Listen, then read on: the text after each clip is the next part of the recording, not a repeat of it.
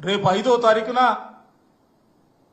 Fee పోరు కార్యక్రమాన్ని ఈ రాష్ట్రంలో అన్ని జిల్లా కేంద్రాల్లో కూడా వైఎస్ఆర్ కాంగ్రెస్ పార్టీ ఆధ్వర్యంలో చేపట్టబోతా ఉన్నాం.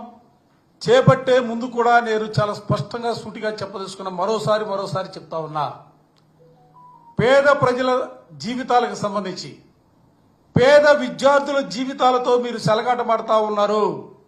మీరు సింహం పైన స్వారీ చేయాలని ప్రయత్నం చేస్తా ఉన్నారు.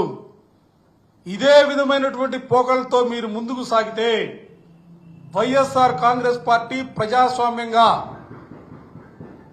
పెద్ద ఎత్తున దీనిపైన కూడా ఉద్యమించడానికి సిద్ధంగా ఉంది. ఎందుకంటే మీరు ఇప్పటి వరకు కూడా మొన్నెప్పుడో ప్రభుత్వం 700 కోట్ల పైచీలకు మేము ఇస్తున్నామని చెప్పి ప్రకటన చేశారు. కానీ వాటి వరకు కూడా ఒక్క రూపాయి కూడా ఏ ఒక్కరికి కూడా చెందినటువంటి పరిస్థితి లేదు. మేము అడిగేది ఏదైతే బకాయిలుగా ఉందో 3,900 కోట్ల రూపాయల్ని వెంటనే విడుదల చేయాలని చెప్పి మరోసారి ప్రభుత్వానికి సూటిగా చెప్తా ఉన్నాం.